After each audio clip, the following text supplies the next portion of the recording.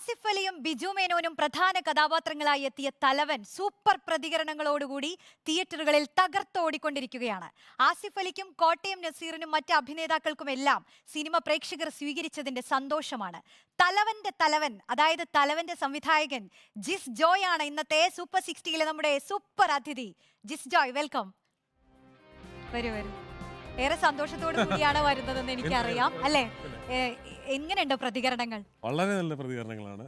ഒരുപാട് നമ്മൾ പോലും വിചാരിക്കാതെ ഇത്രയും മഴയും ക്ലൈമറ്റിക്കൽ പ്രോബ്ലംസ് ഒക്കെ ആയിട്ട് പോലും ഒരുപാട് പേര് സിനിമ കാണുന്നു, ഒരുപാട് പേര് റിവ്യൂസ് ഇടുന്നു, നമ്മളെ വിളിച്ചു പറയുന്നു, മെസ്സേജുകൾ അയക്കുന്നു. തിയേറ്ററുകൾ നിറഞ്ഞു കാണുമ്പോൾ തന്നെ നമ്മുടെ സ്വപ്നം എന്ന് പറയുന്നത്, അല്ലേ? ആദ്യം വന്ന 2 ദിവസത്തെ പ്രതികരണങ്ങളെക്കാൾ പിന്നീട് മികച്ച പ്രതികരണങ്ങൾ ഇപ്പോൾ വന്നുകൊണ്ടിരിക്കുകയാണ്. ഒരു മൗത്ത് പബ്ലിസിറ്റി നടക്കുന്നുണ്ട്. ഒരു സിനിമയെ സംബന്ധിച്ച് അത് വലിയ കാര്യമാണ്, അല്ലേ? ഏറ്റവും വലിയ കാര്യം അതല്ലേ. ആൾക്കാർ നമ്മൾ എന്ത് റിവ്യൂ പറഞ്ഞെന്ന് പറഞ്ഞാലും ഒരാൾ കണ്ടിട്ട് കൊള്ളാം എന്ന് പറയുന്നത് ഇപ്പോൾ എല്ലാവർക്കും വാട്സപ്പ് ഗ്രൂപ്പുകളുണ്ട്. അപ്പോൾ കണ്ടു കഴിയുമ്പോൾ ഏറ്റവും പെട്ടെന്ന് ഷെയർ ചെയ്യുന്ന ഗ്രൂപ്പുകളിലാണ്. അപ്പം അങ്ങനെ എനിക്ക് തോന്നുന്നു അങ്ങനെ ഷെയർ ചെയ്തതിൻ്റെ ഫലമായിരിക്കും ഇങ്ങനെയൊക്കെ ആയിട്ടും ഇപ്പം പെട്ടെന്ന് ഇത്രയും എന്താ പറയുക തിയേറ്ററുകൾ ഒരുപാട് വരുന്നു, അല്ലേ? പോകുന്നത് കാരണം ഇപ്പോ ഈ ഫീൽ ഗുഡ് സിനിമകൾ ചെയ്തുകൊണ്ടിരുന്ന ജിസ് ജോയ് ഒന്ന് ട്രാക്ക് മാറ്റി പിടിച്ചതാണോ? അങ്ങനെ പറയാൻ പറ്റുമോ നമുക്ക്? ട്രാക്ക് മാറ്റി പിടിച്ചതെന്ന് പറയാം. അതായത് ഇപ്പോൾ ഫീൽ ഗുഡ് എനിക്ക് ത്രില്ലർ സിനിമകൾ ഞാൻ ഭയങ്കരമായിട്ട് എൻജോയ് ചെയ്യുന്ന ഒരാളാണ്. ഭയങ്കര ഇഷ്ടമാണ് ത്രില്ലർ. അപ്പോൾ അത് എനിക്കൊന്ന് പരീക്ഷിക്കണം എന്നുണ്ടായിരുന്നു, എനിക്ക് ചെയ്യാൻ പറ്റുമോ നോക്കണം എന്നുണ്ടായിരുന്നു. മറ്റേത് എൻ്റെ ഒരു വളരെ കംഫർട്ട് സോണാണ് ഈ നമ്മുടെ ഫീൽ ഗുഡ് എന്ന് പറയുന്നത്. അപ്പോൾ അത് തന്നെ ചെയ്തുകൊണ്ടിരുന്നിട്ട് ശരിയല്ലല്ലോ, ഒന്ന് മാറ്റി പിടിക്കാം. പ്രത്യേകിച്ച് ബിജുവേട്ടനെ പോലെയും ആസിഫിനെ പോലെയും വളരെ നല്ല 2 പേര് എൻ്റെ കയ്യിൽ കിട്ടുമ്പോൾ അതിന് എത്രത്തോളം എൻട്രലിംഗ് ആക്കാന്നുള്ളതായിരുന്നു എൻ്റെ ഒരു ആഗ്രഹം. ഈ കിട്ടുന്ന പ്രതികരണങ്ങളിൽ ഏറ്റവും എടുത്തു പറയുന്ന ഒരു കാര്യം എന്താ? പ്രേക്ഷകർ പറഞ്ഞു, ഒന്ന് ഇവരുടെ കഴിഞ്ഞ കോമ്പിനേഷനിലുള്ള കഴിഞ്ഞ പടങ്ങളൊക്കെ നല്ലതായിരുന്നല്ലോ.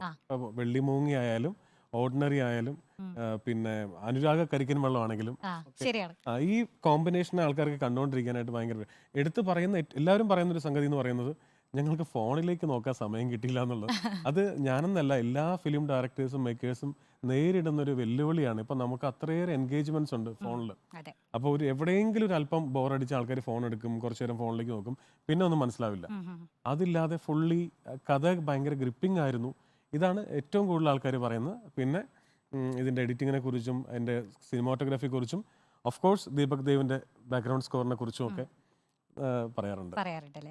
ഇപ്പൊ എനിക്ക് ചോദിക്കാൻ ആസിഫ് അലിയെ കുറിച്ച് ഒന്ന് ചോദിക്കാതെ പോകാൻ പറ്റില്ല.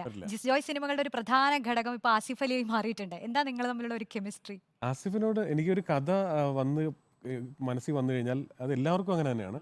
അത് എത്രയും പെട്ടെന്ന് ചിത്രീകരിക്കുക എന്നുള്ളതാണ്. അത് നമ്മൾ വെച്ചുകൊണ്ടിരുന്ന് മുഷിഞ്ഞ് കറപിടിച്ച് അതാവാ 2-2.5 വർഷത്തിന് ശേഷം ചെയ്തിട്ട് കാര്യമില്ല. അന്ന് ആ സിനിമയ്ക്ക് റിലവൻസ് ഉണ്ടാകണം നിർബന്ധമില്ല. ഇപ്പം നമ്മൾ ആലോചിക്കുന്നൊരു കഥയ്ക്ക്. അപ്പോൾ ആസിഫ് എന്ന് പറഞ്ഞാൽ എൻ്റെ ഏറ്റവും അടുത്ത കൂട്ടുകാരനാണ്. സോ ഏത് കഥയും എനിക്ക് അവനോട് പറയാം. ഒപ്പം തന്നെ ആസിഫിനും എൻ്റെ അടുത്ത് ഇഷ്ടമായെങ്കിൽ ഇഷ്ടമായെന്നും ഇല്ലെങ്കിൽ ഇല്ലെന്നും പറയാനുള്ള ഉണ്ട്. ഇപ്പം ഞാൻ പറഞ്ഞ എല്ലാ കഥകളും ആസിഫ് ചെയ്തിട്ടൊന്നുമില്ല കേട്ടോ. ഞങ്ങൾ മ്യൂച്വലി വേണ്ടെന്ന് വെച്ച കുറേ സിനിമകളുണ്ട്. പക്ഷെ ഇത്തവണ എനിക്ക് ബിജുവേട്ടനും കൂടെ വന്നപ്പോൾ ആ ഒരു ഭയങ്കര ധൈര്യം ഉണ്ട്. അവരുടെ കോമ്പിനേഷൻ കാണാൻ തന്നെ ഭയങ്കര ഭംഗിയാണ്. ഈ ബിജു മേനോനെ കുറിച്ച് പറഞ്ഞപ്പോഴാണ്, ബിജു മേനോനെ ശേഷം കൂടെ അഭിനയിച്ച എല്ലാവരും പിന്നീട് സിനിമയൊക്കെ ഇറങ്ങിക്കഴിഞ്ഞതിന് ശേഷം പറയാനുള്ള, ബിജു ചേട്ടന്റെ കൂടെ അഭിനയിച്ചു കഴിഞ്ഞാൽ പിന്നെ നമ്മൾ അങ്ങ് സുഹൃത്തായി മാറും എന്ന് പറയാറുണ്ട്. അങ്ങനെയായിരുന്നോ? അത് തന്നെ ബിജു ചേട്ടന്റെ ഭയങ്കരമായ ഒരു പ്രത്യേകതയാണ്. 5 മിനിറ്റ് മതി. 5 മിനിറ്റ് കൊണ്ട് ഒരാൾ ഭയങ്കര ഫ്രണ്ടായിട്ട് മാറും. 5 മിനിറ്റ് ഒന്നും വേണ്ട പുള്ളിക്ക്. അതിപ്പോ ഒരു 25 പേരിരിക്കുന്ന മുറിയിലേക്ക് ബിജു ചേട്ടൻ വന്നു കഴിഞ്ഞാൽ അതൊരു ഓളമാണ്. അത് പറഞ്ഞാൽ അങ്ങനത്തെ ഒരു ബിജു മേനോനെ എനിക്ക് തോന്നുന്നു അങ്ങനത്തെ ഒരു ബിജു മേനോനെ വെച്ചിട്ടുള്ള ആ ഒരു ക്യാരക്ടർ വെച്ച് സിനിമ ചെയ്യണമെന്ന് എനിക്ക് തോന്നുന്നു. ആ റിയൽ ബിജു മേനോനെ സിനിമയിൽ ഇതുവരെ ആരും കണ്ടിട്ടില്ല. ഞാൻ ആലോചിക്കുമായിരുന്നു പറഞ്ഞു വന്നപ്പോഴേ. ഭയങ്കര ഷൈനസ് ഒക്കെ ഉള്ള ഒരാളാണ്. പക്ഷെ അതൊരു ഒരു സ്ഥലത്തേക്ക് വന്നാൽ പുള്ളി അത് അവിടുത്തെ ആളായിട്ട് മാറും. ഭയങ്കര കഴിവാണ്. എവിടെയായിരുന്നു ചിത്രീകരണം? ലൊക്കേഷൻ അനുഭവങ്ങളൊക്കെ? ചിത്രീകരണം പൂർണ്ണമായിട്ടും തലശ്ശേരിയിലും പയ്യന്നൂരും കണ്ണൂരുമായിരുന്നു പൂർണ്ണമായിട്ടും. ആദ്യമായിട്ടാണ് എൻ്റെ ഒരു സിനിമ കൊച്ചി വിട്ട് പൂർണ്ണമായിട്ട് ചിത്രീകരിക്കുന്നത്. ഈ പൊതുവെ 2 ഹീറോസ് ഉള്ള പടങ്ങളൊക്കെ 2-3 ഷെഡ്യൂൾസ് ആയിട്ട് നടക്കുള്ളൂ. ഇത് ദൈവാനുഗ്രഹം കൊണ്ട് ഈ പറയുന്ന സിംഗിൾ ഷെഡ്യൂളിൽ തീർന്ന സിനിമയാണ്. 67 ദിവസം തുടർച്ചയായി ഒരു ദിവസം പോലും ബ്രേക്ക് ചെയ്യാണ്ട് ചിത്രീകരിക്കാൻ പറ്റിയത് തലശ്ശേരിയായിരുന്നു. ഭയങ്കര രസമുള്ള അനുഭവങ്ങളായിരുന്നു. തലശ്ശേരി ആസിഫിന് ബന്ധമുള്ള നാടാണല്ലോ, ആസിഫിന്റെ വൈഫിന്റെ നാടാണ്. കണ്ണൂര് അപ്പോൾ പിന്നെ അവിടുത്തെ അറിയാലോ ആൾക്കാർ ഈ പറഞ്ഞ അതെ പോലെ അതെ ഭക്ഷണം സ്നേഹമുള്ള സ്നേഹം എല്ലാവർക്കും ഉണ്ട്. പക്ഷെ ഇവര് ഭക്ഷണം തന്ന് നമ്മളെ അതെ ഭക്ഷണത്തിലൂടെ ഇത് പ്രകടിപ്പിക്കും. തലശ്ശേരി ബിരിയാണിയൊക്കെ ഒരുപാട് കഴിച്ചിട്ടുണ്ടാവുമല്ലോ. ഒന്നും പറയണ്ട. അത് ഭയങ്കര നമ്മളൊരു കാരവൻ പാർക്ക് ചെയ്യുന്ന വീടാണെങ്കിൽ പോലും അവിടുന്ന് വൈകുന്നേരം ആകുമ്പോഴത്തേക്കും ഭക്ഷണം അവർ കൊണ്ടുവരും. ആഹാ. ഇത് അങ്ങനത്തെ ഒരു ഉം. ആ കാര്യത്തില് ഭയങ്കരമായിരുന്നു. അത് ശരി. ഫുഡ് കഴിച്ച് പിന്നെ ഈ തലവൻ ഇപ്പൊ ഇൻവെസ്റ്റിഗേഷൻ ത്രില്ലർ ആണല്ലോ. ഉം. ഇപ്പൊ മലയാള സിനിമയിൽ അങ്ങനത്തെ ഒരുപാട് പടങ്ങൾ ഇറങ്ങുന്നുണ്ട്. അതൊരു ചലഞ്ച് ആയിരുന്നോ? ചലഞ്ചാണ്. ഇനി വന്നാലും സിനിമ ഓടും. ആ. അതിന്റെ കാരണം ഞാൻ പറഞ്ഞുതരാം. നമുക്ക് ഇത്ര ആലോചിച്ചാൽ മതി. ആ ക്രൈം ഇൻട്രസ്റ്റിംഗ് ആയിരിക്കണം. ഉം, ഉം, ഉം. എൻ- ആ. ആ എങ്ങനെ എന്തിന് എന്ന് പറയുന്ന സാധനവും ഓ. പിന്നെ ഇത് ആര് ചെയ്തു എന്നുള്ള സസ്പെൻസും ആ. അത് എത്രത്തോളം നമ്മൾ പുതിയത് പറഞ്ഞാൽ ആൾക്കാർ വീണ്ടും വീണ്ടും കണ്ടുകൊണ്ടിരിക്കും. അത് ശരി. കാരണം നമ്മൾ പത്രം എടുത്ത് ഒന്ന് തുറന്നു വെച്ചാൽ എല്ലാ ദിവസവും നമ്മൾ എന്താ കണ്ടുകൊണ്ടിരിക്കുന്നത്? യെസ്, ക്രൈമിന് ഒരു കുറവും ഇല്ല. നമ്മൾ ഞെട്ടിപ്പിച്ചുകൊണ്ട് ഒരിക്കലും ചിന്തിക്കാത്ത രീതിയിലുള്ള ക്രൈമാണ് സംഭവിച്ചുകൊണ്ടിരിക്കുന്നത്. അതെ അതെ. ഇപ്പോൾ നമ്മുടെ വളരെ പ്രശസ്തനായിട്ടുള്ള ഒരു സംവിധായകന്റെ വീട് കൊള്ളയടിച്ചു എന്ന വാർത്ത നമ്മൾ കേട്ടാണ് അതെ അതെ. അല്ലേ? ഇപ്പൊ അടുത്ത്. 24 മണിക്കൂറിനുള്ളിലാണ് പോലീസ് അവരെ പിടിച്ചത്. അതെ. അയാളെ പിടിച്ചത് ശരിയാണ്. അത് എവിടെ നിന്ന്? കേരളത്തിന്റെ വേറെ ഏതോ ഒരു അതിർത്തിയിൽ നിന്നാണ് പിടിച്ചത്. അത്രയും ഫാസ്റ്റ് മൂവിംഗ് ആണ് നമ്മുടെ ആ. Police department. അത്രയും ബ്രില്യന്റ് ആണ്. അപ്പൊ ആ ക്രൈമിനെ എങ്ങനെ അവതരിപ്പിക്കാം എന്നുള്ളതിലാണ് വ്യത്യസ്തത പുലർത്താൻ ശ്രമിച്ചത് അല്ലേ? ക്രൈം എക്സിക്യൂഷൻ മാത്രമല്ല, ഉം. എന്താണ് ക്രൈം, ആ ക്രൈം മലയാള സിനിമയിൽ പുതിയതാണോ, ഓക്കെ. അത് അങ്ങനെ ഒരു സംഭവം നടക്കുന്നതായിട്ട് പുതിയതാണോ, അതാണ് ഞാൻ ആകെ ശ്രദ്ധിച്ചത്. അത് പുതിയതായിരുന്നു. അങ്ങനെ നടക്കുന്നൊരു കഥ സിനിമയിൽ വന്നിട്ടുണ്ടായിരുന്നില്ല.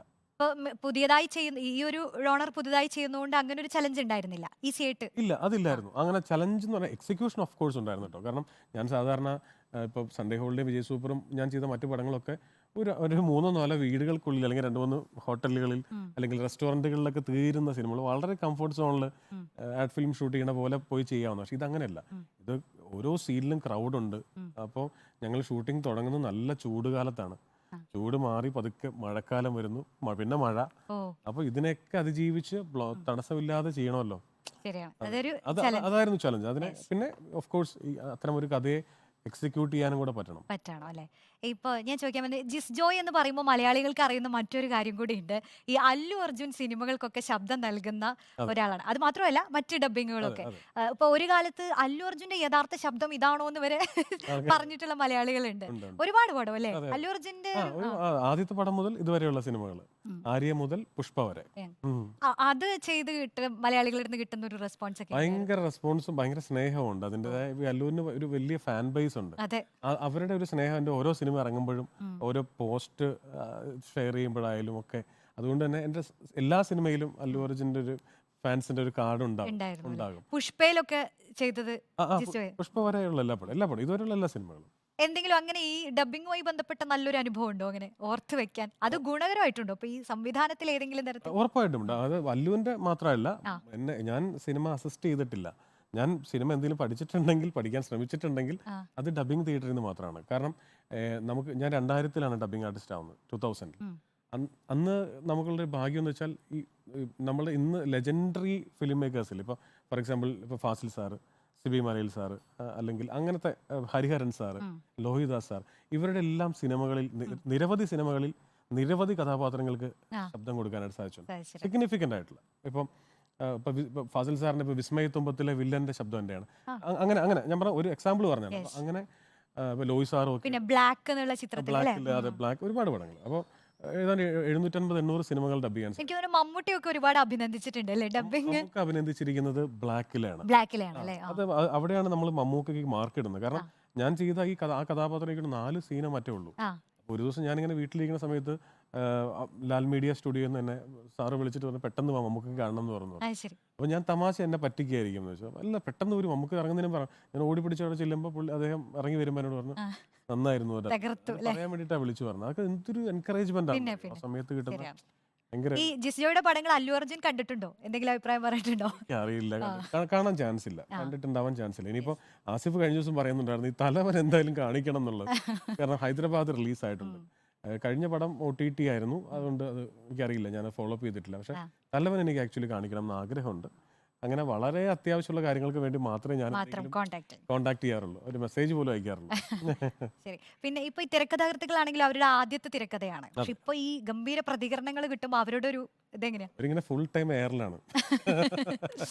നല്ല ഭയങ്കര സന്തോഷമല്ലേ? കാരണം ഭയങ്കര സ്വപ്നമാണല്ലോ ആദ്യമായിട്ട് ചെയ്യുന്ന 2 പേർക്ക് അവരുടെ സിനിമ ആൾക്കാരെ അക്സെപ്റ്റ് ചെയ്യാന്ന് പറഞ്ഞത്. ഭയങ്കര സന്തോഷം. അവരെ എല്ലാ ദിവസവും വിളിക്കും, അവരുടെ ഒരു എക്സൈറ്റ്മെന്റ്. അതിലൊരാൾ പോലീസുകാരനാണ്, അദ്ദേഹത്തിനെ കുറിച്ചുള്ള സ്റ്റോറീസ് ഒക്കെ ഇപ്പോൾ അവിടെ വരുന്നുണ്ട്, ഒരുപാട് മീഡിയാസ് എടുത്തിടുന്നുണ്ട്. അപ്പം അങ്ങനെ നല്ല കണ്ടന്റ് ഉള്ള രണ്ടുപേരാണ്. ഒരുപക്ഷെ മലയാളത്തിൽ ഒരുപാട് നല്ല സിനിമകൾ ഇനി അവർക്ക് ചെയ്യാൻ പറ്റുമെന്നാണ് ഞാൻ വിചാരിക്കുന്നത്. അത്രയേറെ കഥകൾ കയ്യിലുണ്ട്. ഈ പുതിയ പ്രൊജക്ടുകൾ എന്തെങ്കിലും ആയോ? ഇനിയിപ്പോൾ 2-3 ഫീൽ ഗുഡ് ജോണറിലുള്ള പടങ്ങളും 2-3 ത്രില്ലേഴ്സും ഇനി കേട്ടിട്ട് ഇഷ്ടപ്പെട്ട് റൈറ്റ്സ് മേടിച്ച് വെച്ചിട്ടുണ്ട്. അപ്പോൾ തലവൻ കഴിഞ്ഞിട്ട് കമ്മിറ്റ് ചെയ്യാം ഏത് വേണമെന്ന്. അതുകൊണ്ട് തന്നെ ഞാൻ തലവന് കുറേ പോസ്റ്റ് പ്രൊഡക്ഷൻ സമയം എടുത്തായിരുന്നു. അപ്പോൾ ഒന്നും കമ്മിറ്റ് ചെയ്തിട്ടില്ല, ഇനി വേണം കമ്മിറ്റ് ചെയ്യാനായിട്ട്. ഈ കുടുംബത്തിന്റെ ഭാഗത്തു നിന്നുള്ള ഒരു പ്രതികരണമൊക്കെ എങ്ങനെയായിരുന്നു? അവര് കുടുംബത്തിന്റെ ഒരുപാട് സിനിമ കണ്ടതായിരിക്കും, എങ്കിലും ഓരോ പുതിയ സിനിമ വരുമ്പോഴും പുതിയ അനുഭവം. അതെ, എനിക്ക് തോന്നുന്നു എൻ്റെ വീട്ടിൽ ഇതുവരെയുള്ളതിൽ ഇപ്പം സൺഡേ ഹോളിഡേയുടെ ഏറ്റവും വലിയ അഡ്വാൻറ്റേജ് എന്ന് പറയുന്നത് എല്ലാ വീക്കെൻഡ്സിലും അത് ആ ചാനലിലുണ്ടാവും. എല്ലാ ശനിയും ഞായറും നോക്കിയോ ആ റൈറ്റ്സ് മേടിച്ച ചാനലിന്റെ ഏതെങ്കിലും ഒരു ചാനലിൽ അത് പ്ലേ ചെയ്യുന്നുണ്ടോ. അത്രയേറെ റിപ്പീറ്റ് അവർ ചാനലുകാർ തന്നെ പറഞ്ഞു, അത്രയും റിപ്പീറ്റ് ചെയ്തുള്ള കഴിഞ്ഞ 10 വർഷത്തിനിടയ്ക്ക് അവർ ഏറ്റവും കൂടുതൽ റിപ്പീറ്റ് ചെയ്ത സിനിമയാണ്. അപ്പോൾ അത് ഓരോ തവണ വരുമ്പോഴും നമുക്ക് വീട്ടുകാർക്കും അത് സന്തോഷമാണ്, വീട്ടുകാരെയും വിളിച്ച് പറയുമ്പോഴും ആരെങ്കിലുമൊക്കെ വിളിക്കാനുണ്ടാവും. ഇത് എനിക്ക് ഭയങ്കര സർപ്രൈസ് ആയിരുന്നു. ഇതിപ്പോൾ ഇന്ന് പടം ഇറങ്ങിയിട്ട് 5ാമത്തെ ദിവസം ആകുമ്പോഴത്തേക്കും ഫാമിലിയിലുള്ള എല്ലാവരും തന്നെ ലോകത്തിൻ്റെ പല ഭാഗത്തുള്ള സ്ഥലങ്ങളിൽ ഇത്രയും വൈഡ് റിലീസ് എൻ്റെ ആദ്യമായിട്ടാണ്. അതും കൂടെ പറയണം. കാരണം ഇത്ര ഇപ്പം നമ്മളുടെ ഇവിടെ 140 സെന്റേഴ്സിലായിരുന്നു, ഇപ്പം അത് 190 സെന്റേഴ്സിലായിട്ട് മാറി.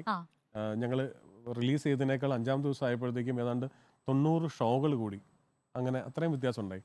അത് രാജ്യത്തിൻ്റെ എല്ലാ ഭാഗത്തു നിന്നും. അപ്പം എനിക്ക് സന്തോഷം, ഞങ്ങൾ എല്ലാവരും പേജിൽ ഓരോ സന്തോഷവും ഷെയർ ചെയ്യുന്നുണ്ട്. UK എന്നൊക്കെ ആൾക്കാർ റിവ്യൂ, നമുക്കൊരു പരിചയമില്ലാത്ത ആൾക്കാർ റിവ്യൂ ഇട്ട് ഇൻസ്റ്റാഗ്രാമിൽ നമ്മളെ ടാഗ് ചെയ്ത് അയച്ചു തരുന്നുണ്ട്. ഈ റിവ്യൂകൾ ഗുണം ചെയ്യുന്നുണ്ട് അല്ലേ? ഉറപ്പായിട്ടും റിവ്യൂകൾ ഗുണം ചെയ്യും. മോശമായിട്ട് പറഞ്ഞാൽ ഉറപ്പായിട്ടും മോശമായിട്ട് വൈകും.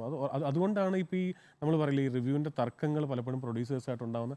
എന്ത് തന്നെയാണെങ്കിലും ഇത് നമ്മൾ കഷ്ടപ്പെട്ടുണ്ടാക്കിയ ഒരു പ്രൊഡക്റ്റാണ്. നമ്മൾ പണ്ട് പറയില്ലേ, കാക്കയ്ക്കും തൻകുഞ്ഞ് പൊൻകുഞ്ഞ് എന്ന് പറഞ്ഞ പോലെ നമുക്ക് വളരെ ഇമ്പോർട്ടൻ്റ് ആണ്. ഇത് വർക്കാവോ ഇല്ലയോ എന്നുള്ളത് തിയേറ്ററിൽ വെച്ചാൽ മാത്രമേ മനസ്സിലാവുള്ളൂ.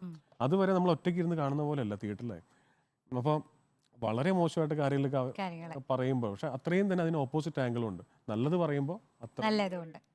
എന്താണ് ഈ പ്രേക്ഷകരോട് എന്താ പറയാനുള്ളത്? ഇപ്പൊ ഈ തലവൻ കണ്ടവരോട്, ഇനി കാണാൻ പോകുന്നവരോടൊക്കെ എന്താ പറയാനുള്ളത്? പറഞ്ഞോളൂ. തലവൻ നിങ്ങൾക്ക് ഏറ്റവും പ്രിയപ്പെട്ട കോമ്പിനേഷൻ ആയിട്ടുള്ള ആസിഫ് അലിയും ബിജു മേനോനും പ്രധാന കഥാപാത്രങ്ങളായിട്ട് വരുന്ന സിനിമയാണ്. ത്രില്ലർ സിനിമകൾ എപ്പോഴും നല്ല രീതിയിൽ പറഞ്ഞിട്ടുണ്ടെങ്കിൽ ഇരു കൈയും നീട്ടി സ്വീകരിച്ചിട്ടുള്ളവരാണ്, പ്രത്യേകിച്ച് നമ്മുടെ മലയാളികൾ. ഇപ്പോൾ മലയാളവും കടന്ന് തമിഴ്നാട്ടിലുള്ള റിവ്യൂവേഴ്സൊക്കെ ഈ സിനിമയെക്കുറിച്ച് ധാരാളം റിവ്യൂകൾ, 1-2 അല്ല, ധാരാളം റിവ്യൂകൾ ഇട്ടിരിക്കുന്നത് യൂട്യൂബിൽ നോക്കിയാൽ കാണാൻ പറ്റും. ഉറപ്പായിട്ടും നിങ്ങളെ നിരാശപ്പെടുത്താത്ത സിനിമയാണെന്ന് ഇനി പറയാൻ സാധിക്കും. കാരണം സിനിമ ഇറങ്ങി 5ാമത്തെ ദിവസമാണ്, നമ്മൾ കാണുന്നുണ്ട്. ഇത്രയും പ്രതികൂല സാഹചര്യങ്ങൾ ഉണ്ടായിട്ടും തിയേറ്ററുകൾ നിറഞ്ഞു കവിയുന്നു. അത് ഒരു വലിയ സന്തോഷമാണ്. ഫിലിം മേക്കർ എന്നുള്ള രീതിയിൽ നിങ്ങളോട് മനസ്സ് നിറഞ്ഞ എൻ്റെ ഗ്രാറ്റിറ്റ്യൂഡ് അറിയിക്കുകയാണ്. സിനിമ വിജയിപ്പിക്കണം, നല്ല സിനിമകൾ എന്നും വിജയിക്കണം. അപ്പോൾ അതാണ്, പ്രേക്ഷകരെല്ലാവരും തലവൻ തിയേറ്ററിൽ തന്നെ പോയി കാണണം. തൽക്കാലം ഞങ്ങൾ ഈ തലവനെ ഇപ്പോൾ താൽക്കാലികമായി പറഞ്ഞു വിടുകയാണ്. നന്ദി ഞങ്ങളുടെ കൂടെ ഇത്ര നേരം ചേർന്നത്. My pleasure. ഓക്കെ.